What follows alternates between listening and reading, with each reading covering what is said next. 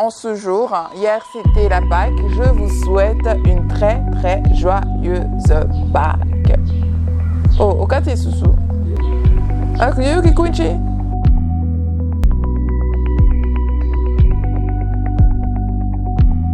Bonjour à tous, bienvenue sur Andy Dis-moi tout. Ça fait énormément plaisir de vous avoir pour cette capsule. Si vous aimez le contenu, je vous prie de bien vouloir liker à la fin, de souscrire aussi si ce n'est pas déjà fait et d'appuyer sur la petite cloche qui vous donnera des notifications une fois qu'une vidéo est uploadée sur cette chaîne. Hier, c'était la Pâque. Je vous souhaite une très joyeuse Pâque et j'avais un sujet pour vous que j'aurais peut-être dû poster hier, mais bon, je préfère le faire aujourd'hui lundi. Le sujet est l'œuvre de la croix et la valeur donnée à la femme. Lorsqu'on lit la Bible lettre sur lettre, nous pouvons constater que le travail de la femme, lui a été diminué. On lui donne toujours une place inférieure, une place de seconde ou de moindre importance. Et pourtant, ce n'est pas ça. Nous devrions apprendre à lire. C'est pas parce que je suis une féministe que je dis tout ça. Déjà, on m'a dit, André, être féministe, c'est pas biblique. On va revenir dessus très prochainement, mais c'est juste pour vous. Ce que j'essaye de dire maintenant, c'est que ne lisez pas la Bible telle qu'elle. Okay? Il y a beaucoup de raisonnement, beaucoup de discernement, beaucoup de compréhension. Demandez l'aide du Saint-Esprit pour avoir la révélation de chaque verset.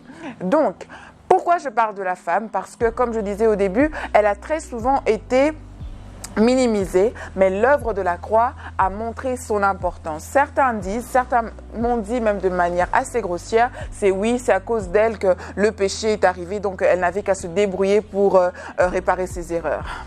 Ok, il n'y a pas beaucoup de fausseté dans ça, mais la vérité c'est que c'est vrai. Ève a été séduite en mangeant la pomme qui s'appelle encore la pomme d'Adam, et Adam lui a péché délibérément en mangeant cette pomme, d'accord? Il y a une petite différence qui devrait être étudiée là et nous le ferons sans doute dans une autre capsule et je suis plus qu'ouverte à avoir le maximum de questions possibles. J'ai une équipe choc et on va tous essayer de répondre le mieux possible. Alors, Jésus est venu à travers Marie et elle n'a pas eu besoin d'être connu par un homme pour être enfanté, pour être conçu. Il vient dans ce monde, il a une marche, sa marche dans cette vie est plein d'exemples à suivre pour nous. Et il va sur le mont du Calvaire, sur le mont Golgotha, il est crucifié pour nos péchés, pour que nous puissions être sauvés, et il est ressuscité au 3e jour. Nous devrions savoir déjà, comme je disais, que à l'époque, les femmes étaient moins instruites que les hommes. C'est pour cela qu'on leur demandait juste de faire des enfants, on leur donnait des tâches secondaires. Par contre, les femmes qui étaient restées autour sur le mont Golgotha, il y avait sa mère bien sûr et d'autres comme Marie de Magdala et ainsi de suite. Sont des femmes courageuses qui, malgré ce qui s'est passé, elles sont, malgré le fait qu'elles soient interdites à certaines choses, elles ont accepté d'être présentes. Ça, c'est une chose. Aussi, on arrive à demander aussi pourquoi Dieu s'est-il révélé à la femme en premier. Et ça, c'est la question la plus importante, c'est la question qui va set the tone pour notre capsule de ce jour. Certains diront, oui, et ils n'ont pas tort de le dire, oui, il s'est révélé à la femme en premier lorsqu'il a été ressuscité. C'est parce que la femme était justement la dernière à quitter les lieux de Golgotha. Bon, lorsqu'on m'a dit ça, j'avoue que j'ai pas vérifié dans la Bible et c'est une raison qui est aussi assez plausible. Mais ce qui est aussi important, c'est que la femme, à partir du Nouveau Testament, symbolise l'Église. C'est que Jésus est venu pour racheter l'Église entière. En rachetant l'Église, nous pouvons voir aussi qu'il rachète et ramène la femme à sa juste valeur. Ce qui est que homme ou femme peuvent exercer dans son ministère, peuvent exercer dans l'Église. Allons sur quelque chose assez simple. Dieu est Dieu. Et Jésus peut faire tout ce qu'il veut. Pourquoi a-t-il attendu que la femme vienne pour demander à la femme d'aller dire aux autres qu'il est ressuscité? Il est Jésus, il aurait pu directement apparaître à ses disciples. C'est même avéré que, on dirait que les disciples eux-mêmes avaient perdu courage, avaient perdu de la force, enfermés dans cette maison-là, oublié que les 3 jours étaient arrivés. Mais la femme, elle est venue, elle a vu que le tombeau a été déroulé. Et Jésus lui apparaît pour lui dire, va et dis à mes disciples, je suis ressuscité. Certains vont dire, oui, mais la femme n'est pas permise de prêcher. Pourquoi ? Quelle est la définition même de la prédication, de prêcher? C'est de dire au monde que le Christ est ressuscité. C'est de donner la bonne nouvelle. Et la première personne qui devait aller donner la bonne nouvelle en ce moment-là, c'est qui? C'est Marie de Magdala. Aussi, la même Marie, Jésus, dans son parcours, a délivré Marie de 7 démons. Je discutais avec une amie qui m'a ouvert les yeux en me disant, écoute Andrea, on devrait un peu nous laisser exprimer les dons que Dieu a mis en nous.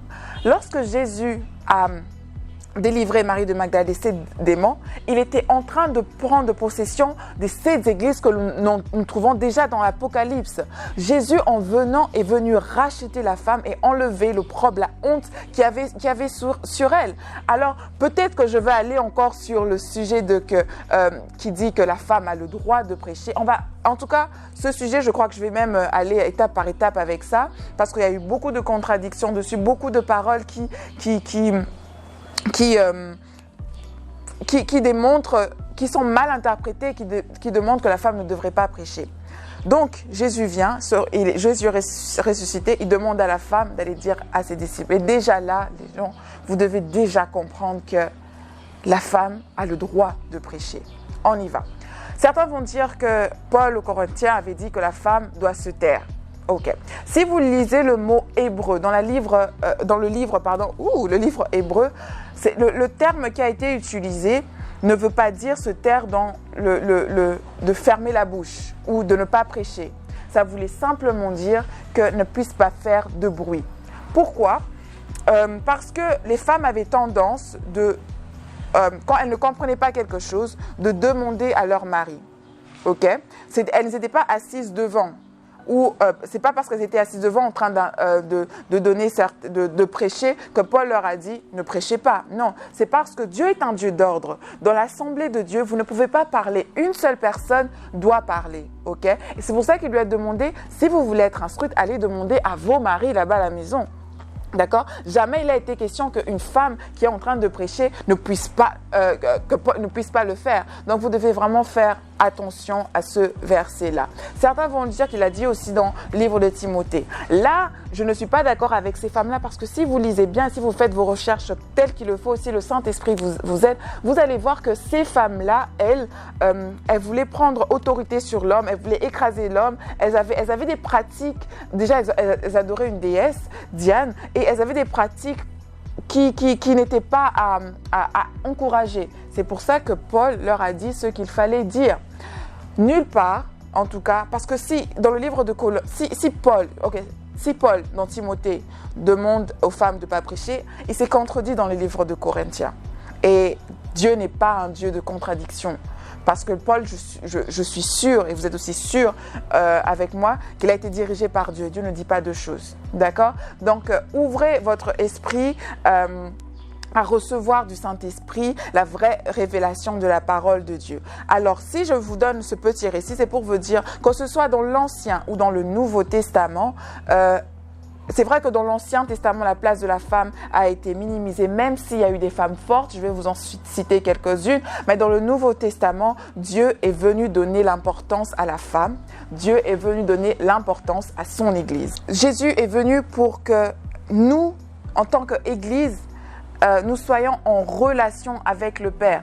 Et quand Dieu a dit qu'après ces choses, je déverserai mon esprit, c'est dans le livre de Joël, Joël 2, quand il a dit après ces choses, je déverserai mon esprit sur toute chair, le prophète Joël montrait déjà que quand il dit après ces choses, c'est après la nouvelle alliance, après que nous soyons en communion avec Dieu. il déversera son esprit sur tout être. Il n'a pas dit sur des femmes ou sur des hommes. Si vous allez dans Galates 3, 28, vous montrez que Dieu a mis l'homme et la femme sur le même pied d'égalité dans son Église. C'est vrai que l'homme reste l'autorité et nous allons le respecter pour ça, mais n'empêchez pas aux jeunes femmes, n'empêchez pas aux femmes qui veulent prêcher, veulent apporter la parole de Dieu, qu'elles ne puissent pas le faire. Comment Paul a lui-même été épaulé par Aquila, mais surtout par sa femme Priscille, la femme d'Aquila. Priscille a enseigné, je crois qu'elle a enseigné à Apollos, si je ne me trompe pas. Elle a enseigné à Apollos la bonne comment il pouvait perfectionner le don qu'il avait. Donc, s'il vous plaît, arrêtez un peu de mettre la femme en seconde position. Dieu nous a déjà sauvés. Jésus nous a sauvés. Pour la Pâque hier, merci Seigneur pour la Pâque, parce que maintenant, nous savons que nous avons une place aussi et que nous pouvons apporter la bonne parole. J'ai pour vous quelques noms de femmes qui, Bon, déjà, quand j'ai donné tout cet exemple, comme je vous disais, c'était que pour vous montrer que dans l'Ancien et dans le Nouveau Testament, le rôle qu'on nous donnait à la femme, qu'on veut nous faire percevoir de la femme, n'est pas exactement ça. Et aussi, il faudrait voir la culture des Hébreux à l'époque, je me répète encore, qui ne mettait pas la femme en première position, elle était toujours en seconde position. Donc, nous avons Myriam dans l'Ancien Testament, Hulda et Déborah.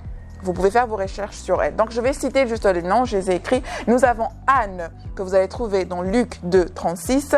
Nous avons les 4 filles de l'évangéliste Philippe, qui étaient toutes des prophétesses, que vous allez trouver dans Actes 21, 9. Vous avez Kyria, que vous allez trouver dans 2 Jean 1. Vous avez Lydie, que vous allez trouver dans Actes 16, 13 à 15.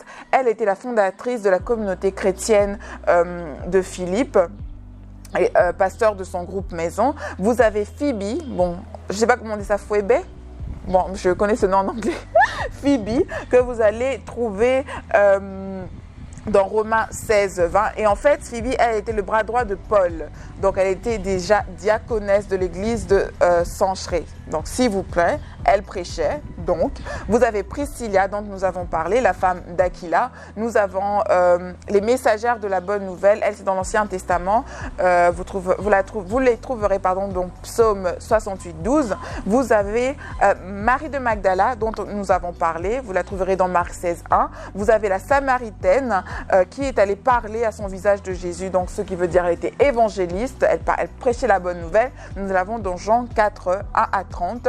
Et vous avez aussi Évodie et Syntyche que vous trouverez dans Philippiens 4, 2 à 3. Donc, nous voyons que la femme peut exercer un ministère d'autorité dans l'Église et il y a beaucoup de leçons que nous pouvons tenir dans la marche avec Dieu. Dans quelques instants, je vais faire un live avec une bonne amie à moi sur Instagram. C'est pour ça que cette vidéo est postée un peu plus tôt pour que vous puissiez avoir le temps de la regarder. Et si vous avez des questions, nous irons en profondeur. Je vous embrasse très fort. Je vous dis merci d'avoir regardez cette capsule jusqu'à la fin. Je prie que le Dieu qui a été ressuscité le 3e jour puisse ressusciter tout ce qui est mort en vous, ressusciter votre courage, ressusciter vos projets, ressusciter votre espoir qui est mort, qu'elle puisse raviver votre foi et que vous puissiez tous être comme des nouveau-nés, des brand new et que vous puissiez aller de l'avant. N'oubliez pas de prier comme je vous le dis tout le temps. Lisez votre Bible, grandissez spirituellement et voilà, en gros c'est ça. Grand merci à Johan Prod d'avoir tourné ceci pour moi. Merci Didier. Je vous dis tous à très bientôt. Bisous. Surtout souscrivez, n'oubliez pas. Souscrivez.